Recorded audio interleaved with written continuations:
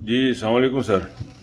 یہ پاکستان کی اسٹیبلشمنٹ جو ہے وہ اس بندے کو، اس شخص کو ناک آؤٹ کرنے کے لیے پرانی گیم پہ چل رہی ہے.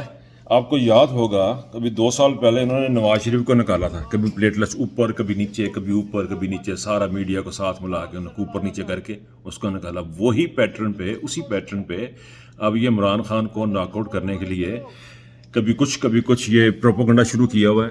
یہ ذہن میں رکھیں کہ یہ اب اس طرح نہیں جانا کام، یہ کام اس طرح نہیں ہونا. جتنا آپ کو غم و غصہ ہے نا، اس سے زیادہ غصہ ہمیں ہے، ہمیں عوام کو ہے.